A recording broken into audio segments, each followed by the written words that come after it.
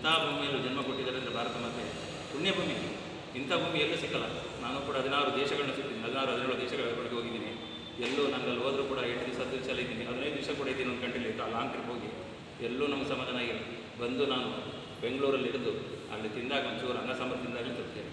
ಅಲ್ಲಿ ಗಂಟೆ ಯಾವ ಊಟನೂ ತರ್ತೇ ಇಲ್ಲ, ದೇಶನೂ ಕೂಡ ತರ್ತೇವೆ. ಅಷ್ಟು ಪುಣ್ಯ ಭೂಮಿ ಎಲ್ಲವೂ ಇದೆ ಭೂಮಿಯಲ್ಲಿ. ಅದನ್ನು ನಾವು ಪಡ್ಕೊಳ್ಳೋ ಇಚ್ಛೆ ನಮ್ಮಲ್ಲಿದೆ. ಇವತ್ತು ನೋಡಿ ಟೈಮ್ ಇಲ್ಲ. ಮೊಬೈಲ್ ಟೈಮ್ ಕೊಡ್ತೀವಿ ಬೇಕಾದಷ್ಟು. ಈ ದೇಶದ ಪ್ರಧಾನಿಗೂ 24 ಗಂಟೆ, ನಾವು ಮಾಮೂಲಿ ಒಬ್ಬ ಕಾರ್ಯಕರ್ತನಿಗೂ 24 ಗಂಟೆ.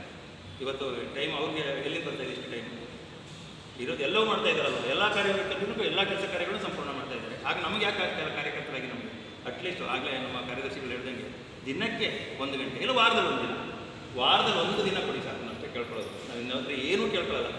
ಈ ಮುಂದೆ ಬನ್ನಿ.